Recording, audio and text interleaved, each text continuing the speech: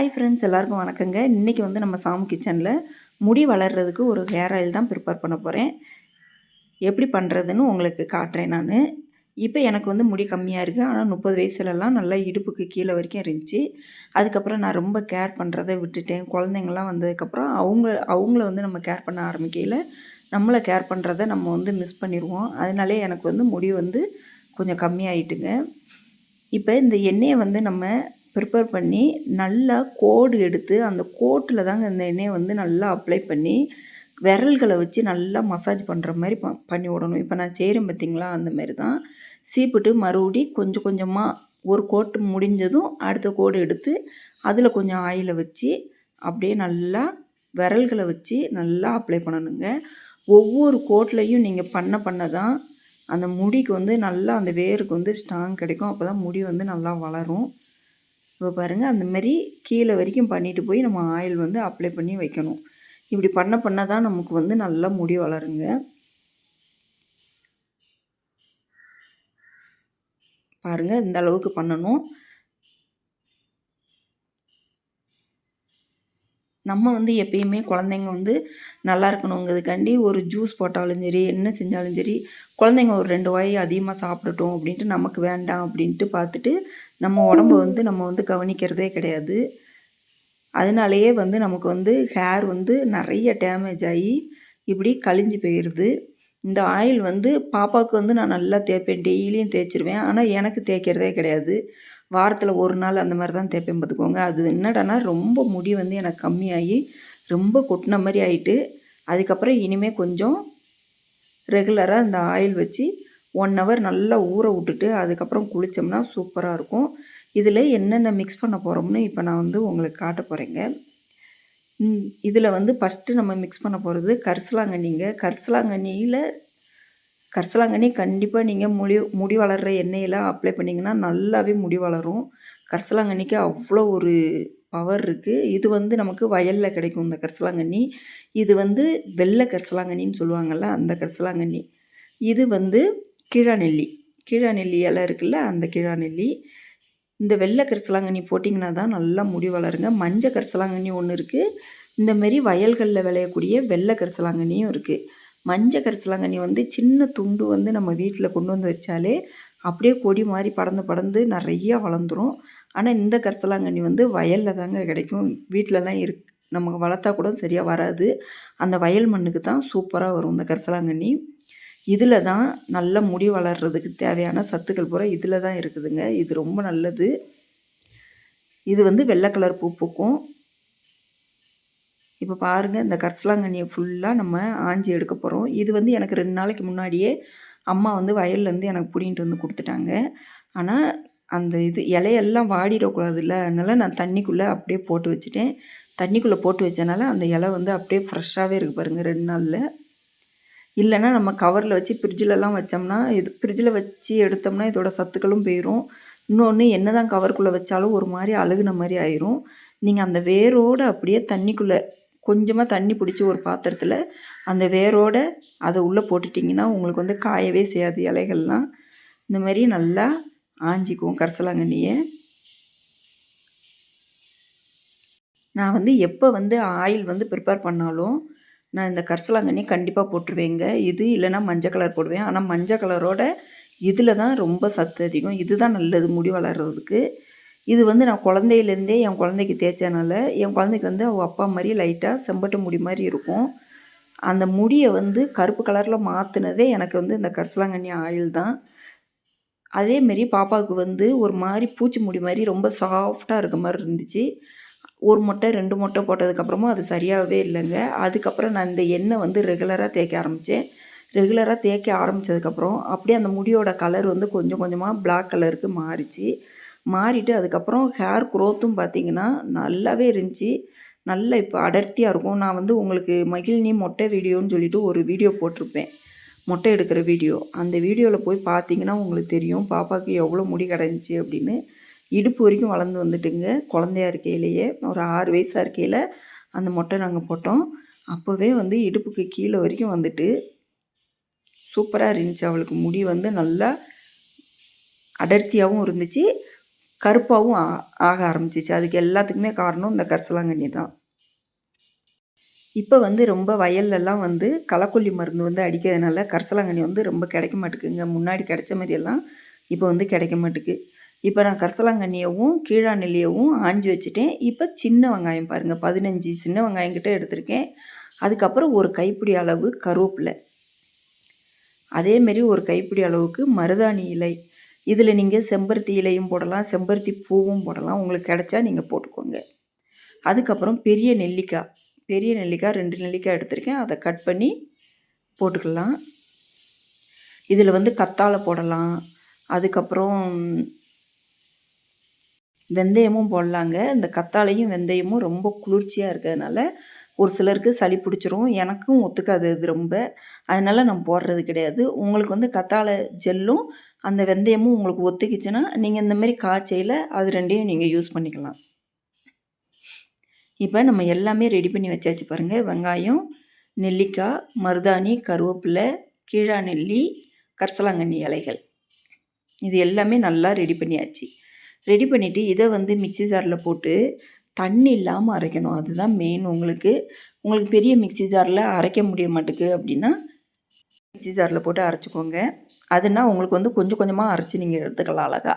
இது வந்து எப்படின்னா நெல்லிக்காயில் உள்ள சாறு, வெங்காயத்தில் உள்ள சாறு, அது எல்லாமே உங்களுக்கு தண்ணியை வந்து அந்த இலைகளுக்கு கொடுத்து நல்லா அரைப்பட்டுரும். மிக்சியில் போட்டதும் நீங்கள் கவலைப்பட வேண்டாம். தண்ணி ஊற்றினா தான் அரையுது அப்படிங்கிற மாதிரி எதிர்பார்க்காதீங்க. இது நல்லாவே அரைஞ்சிரும். இப்போ பாருங்கள், நான் அரைச்ச டைமில் காமிக்கேன் உங்களுக்கு. பாருங்கள், இந்த அளவுக்கு அரைஞ்சாலே போதுங்க. எப்படி அரைஞ்சிட்டு பாருங்கள். தண்ணியே நான் ஒரு சொட்டு கூட ஊற்றலை. இந்த நெல்லிக்காயில் உள்ள ஜூஸு, இந்த சின்ன வெங்காயத்தில் உள்ள ஜூஸு. நீங்கள் இதே இடத்துல செம்பருத்தி இலை போட்டிங்கன்னா செம்பருத்தி இலையிலேயே நல்லா நீர் சத்து இருக்குங்க.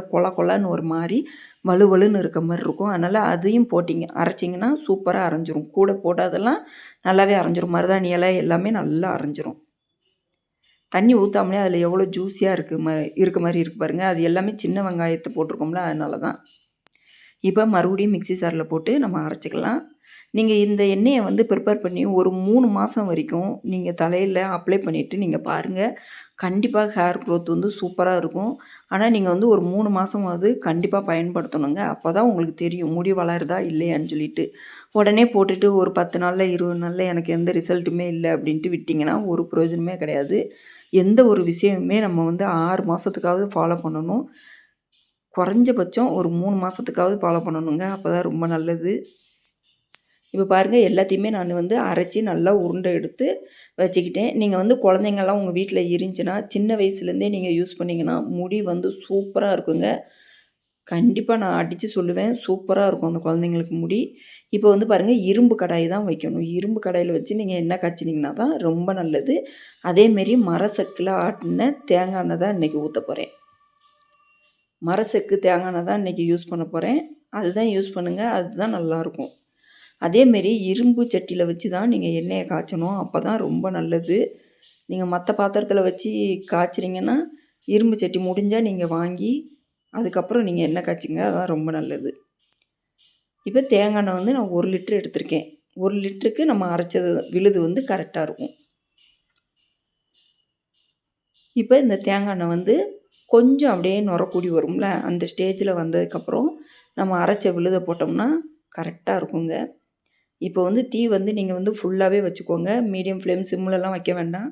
ஃபுல்லாகவே வச்சுருங்க. எப்பயுமே ஸ்டவ்வை வந்து நீங்கள் கம்மி பண்ணவே கூடாது.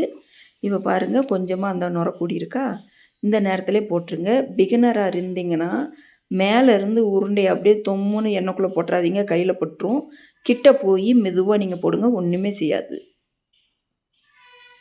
இந்த மாதிரி தான் போட்டுறணும். நீங்கள் மேலே இருந்து பயந்து போய் நீங்கள் தூக்கி போட்டிங்கன்னா கையில் பட்டுரும். அப்புறம் கையெல்லாம் புண்ணான மாதிரி ஆயிரும். அந்த மாதிரி செய்யாதீங்க. ஏன்னா ஆயில் வந்து நல்லா ஹீட்டாக இருக்கும்ல, அதனால் மேலேருந்து தூக்கி போடக்கூடாது. இப்போ பாருங்கள், நம்ம அந்த விழுதெல்லாம் நம்ம போட்டதுமே நல்லா கொதிக்க ஆரம்பிச்சிருங்க. இப்போ வந்து கரண்டி வச்சு நல்லா உடச்சி விட்டுக்கலாம். இந்த எண்ணெய் வந்து ஃபஸ்ட்டு நீங்கள் பார்க்கையில் பாருங்கள் க்ரீனாக இருக்க மாதிரி இருக்கா, போக போக போக போக பாருங்கள் கலர் அப்படியே மாறிக்கிட்டே வரும். அந்த மாறுற பக்கம் வர தான் எண்ணெய் வந்து நமக்கு ரெடி ஆகுதுன்னு அர்த்தம். இப்போ பாருங்கள், நல்ல க்ரீனாக இருக்குது. அதேமாரி அந்த பபுள்ஸ் எல்லாம் பாருங்கள் எவ்வளோ வருதுன்னு. உங்களுக்கு வந்து எண்ணெய் ரெடி ஆகுது அப்படின்னு தெரியல, இந்த கொதிக்குதுல்ல, அந்த மாரி கொதிக்கிறது அப்படியே அமுங்கிக்கிட்டே வரும். கம்மியாகிக்கிட்டே வரும். அப்படியே ஒரு சீசனில் ஃபுல்லாகவே கொதிக்கிறது அப்படியே நின்றும். நீங்கள் ஸ்டவ்வை ஃபுல்லாகவே வச்சா கூட அந்த கொதிக்கவே செய்யாது. அப்படியே நின்ன மாரி நின்றும். இப்போ பாருங்கள் எப்படி கொதிக்குதுன்னு. அதேமாரி எண்ணெய் வந்து கிரீன் கலர்லேயும் இருக்குது பாருங்கள். நீங்கள் இந்த மாரி 1 லிட்டர் எண்ணெய் ரெடி பண்ணி வச்சுக்கிட்டிங்கன்னா, எப்படியும் ஒரு 2 மாதத்துக்காவது நமக்கு வரும். அதுக்கப்புறம் நம்ம ப்ரிப்பேர் பண்ணோம்னா கரெக்டாக இருக்கும். நான் வந்து மீதம் உள்ள இலையெல்லாம் வந்து கொஞ்சம் இலைய இதில் போட்டுட்டு கரிசலாங்கண்ணி இலைய, மீதம் உள்ள இலைய வந்து நல்லா புடுங்கி, கழுவி, க்ளீன் பண்ணி, அதுக்கப்புறம் ஒரு சொலவுல போட்டு நல்லா காய வச்சுக்குவேன். பொடியானது. காய வச்சுட்டோம்னா, நம்ம பொடி பண்ணி ஒரு டப்பால போட்டுக்கிட்டோம்னா, இந்த எண்ணெய் காலியானதுக்கப்புறம் மறுபடியும் அந்த பொடியை யூஸ் பண்ணி நம்ம இன்னொரு எண்ணெய் அரைச்சிக்கலாம். அடிக்கடி நம்ம வந்து வயலில் பிடுங்கிட்டு இருக்க முடியாது இல்லையா? நமக்கு ஒரு சீசனில் கிடைக்கும், ஒரு சீசனில் கிடைக்காம போயிடும். அதனால் எக்ஸ்ட்ரா இருக்கையில் நீங்கள் காய வச்சு பொடி பண்ணி வச்சுக்கிட்டிங்கன்னா, எப்போ எண்ணெய் காய்ச்சுறீங்களோ, ஆனால் நிழல்லே தாங்க காய வைக்கணும். நீங்கள் வந்து வெயிலில் போய் காய வச்சிடக்கூடாது. அதோட சத்தெல்லாம் வந்து போயிடும். அதனால் நிழல்லே காய வச்சுக்கோங்க. இப்போ பார்த்தீங்கன்னா, முன்னாடி வந்து க்ரீன் கலரில் பச்சை கலரில் இருந்துச்சுல்ல, அது வந்து என்ன கலருக்கு மாறி இருக்கு பாருங்க. ஒரு மாரி ப்ரௌன் கலருக்கு மாறுற மாரி மாறுதா, அந்த பபுள்ஸ் எல்லாம் அப்படியே கொஞ்சம் கொஞ்சமாக அடங்குது பாருங்க. அந்த நடுவில் மட்டும் தான் உங்களுக்கு கொதி வருது. மற்ற சுற்றி உள்ள எல்லா இடமுமே அப்படியே அமுங்கிட்டு பாருங்க. ஆனால் இந்த நேரத்தில் ஸ்டவ் ஃபுல்லாக தாங்க இருக்குது. ஆனால் அப்படியே அமுங்குன மாரி ஆயிட்டு பாருங்க அந்த பபுள்ஸ் எல்லாம். இப்போ அந்த நடுவில் கூட அப்படியே அமுங்கி வருது பாருங்க. அந்த பபுள்ஸ் எல்லாம் அப்படியே கம்மியாயிட்டு. சுற்றி உள்ளதெல்லாம் பாருங்கள் அப்படியே ப்ரௌன் கலரில் எப்படி மாறிட்டோம்னு பாருங்கள். நமக்கு வந்து எண்ணெய் வந்து ரெடி ஆகிட்டு வந்துட்டுருக்கு. அதோட சிம்டம்ஸ் தான் இதெல்லாம். அவ்வளோதாங்க, எல்லாமே பபுள்ஸ் அடங்கிட்டு அவ்வளோதான், நம்ம கீழே இறக்க போகிறோம். இப்போ பாருங்கள், உங்களுக்கு காமிக்கணுங்கிறதுக்காண்டி தான் நான் பாத்திரத்தை தூக்கி காமிக்கிறேன். ஸ்டவ்வை ஃபுல்லாக தான் வச்சுருக்கேன். ஆனால் கொதியே இல்லை பாருங்கள், எண்ணெயில் கொதிக்கவே இல்லை பாருங்கள். அவ்வளோதான், ஃபுல்லாகவே பபுள்ஸ் பூரா அடங்கி வந்துட்டு ஃபஸ்ட்டு நம்ம போடையில் எப்படி கொதிச்சிச்சு, எப்படி அப்படியே பபுள்ஸாக வந்துச்சுன்னு பார்த்தீங்க நீங்கள். அதேமாரி க்ரீன் கலரில் இருந்துச்சு. இப்போ பாருங்கள், நமக்கு வந்து எண்ணெய் ரெடி ஆகிற நேரத்தில் எல்லாமே அப்படியே அடங்கி பபுள்ஸ் எல்லாம் அப்படியே அமைதியாகிட்டு பாருங்கள். இந்த நேரத்தில் நம்ம இறக்கி கீழே வச்சிடணும் பாத்திரத்தை.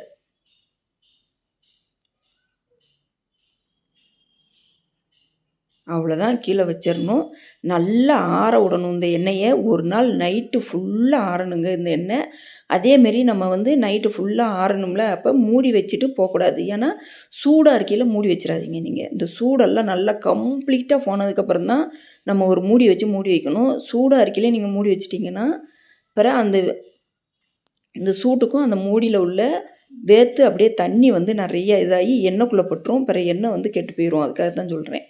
இப்போ மிச்சம் உள்ள இலையெல்லாம் பாருங்கள், நான் க்ளீன் பண்ணி நான் உங்கள்கிட்ட சொன்னேன்ல, அதுமாரி க்ளீன் பண்ணி சொலவில் போட்டு நல்லா ஃபேனுக்கு அடியிலே காய வச்சுருவேன். நான் வெயிலெல்லாம் காய வைக்க மாட்டேன். ஃபேனுக்கு அடியில் 10 நாள் ஆனாலும் பரவாயில்ல, அது பாட்டு காஞ்சிட்டே இருக்கும்.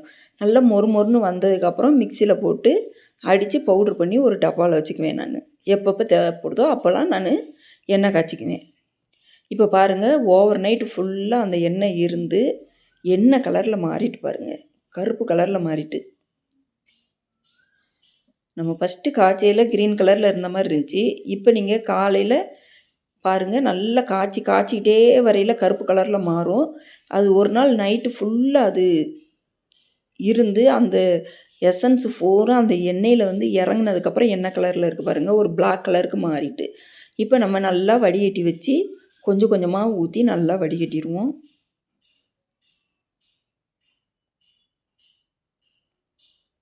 இந்த எண்ணெய் வந்து நான் என் ஃப்ரெண்ட்ஸுக்கெல்லாம் நான் சொல்லியிருக்கேங்க. அவங்க தேய்ச்சிட்டு நல்லாவே இம்ப்ரூவ்மெண்ட் இருந்துச்சு அப்படின்னு சொன்னாங்க. நல்லாவே முடி வளரும் உங்களுக்கு. உங்களுக்கு வந்து கரிசலாங்கண்ணி கிடைக்கலன்னா வச்சுக்கோங்க, வெறும் கருவேப்பிலை மட்டும் தேங்காய் எண்ணெயில் போட்டு அரைச்சி காய்ச்சி, நான் இப்போ எப்படி காய்ச்சணுனோ அதேமாரி காய்ச்சி வச்சிட்டிங்கன்னா அந்த கருவேப்பிலைக்கு அவ்வளோ முடி வளருங்க. அதுக்கப்புறம் நீங்கள் கருவேப்பிலையே இதேமாரி நான் இப்போ கரிசலாங்கண்ணி நிழலில் காய வச்சோம்ல, அதேமாரி நல்லா நிறைய கருவேப்பிலை வாங்கி நிழலில் காய வச்சு பவுட்ரு பண்ணி ஒரு டப்பாவில் போட்டு வச்சுக்கிட்டிங்கன்னா, டெய்லி காலையில் ஒரு ஸ்பூன் எடுத்து வாயில் போட்டே வாங்க. கண்டிப்பாக நல்ல முடி வந்து நல்லா வளரும்.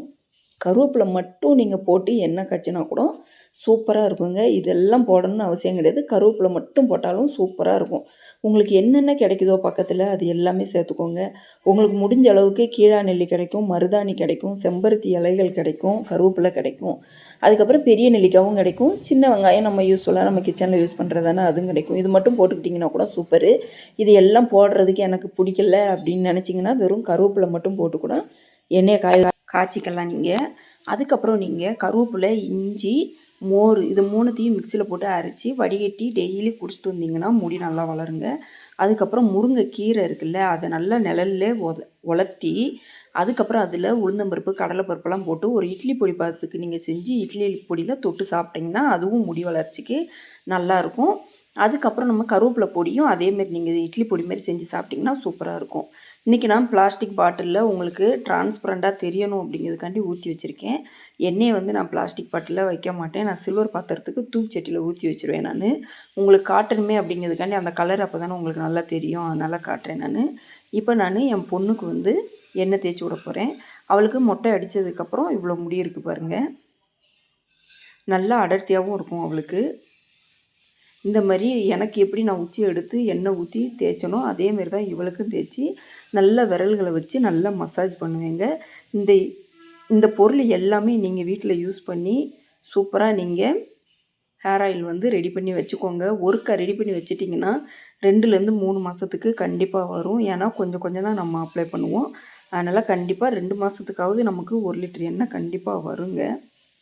அதனால் முடிஞ்ச அளவுக்கு நீங்கள் வீட்டிலையே ஹேர் ஆயில் வந்து ரெடி பண்ணி வச்சுக்கோங்க. வெளியில் வாங்குறது வந்து அந்த அளவுக்கு ஆரோக்கியமாக இருக்குமா அப்படின்னு தெரியாது நமக்கு. ஆனால் நம்ம வீட்டில் நம்ம கைப்பட நீங்கள் செய்யல சூப்பராக இருக்குங்க.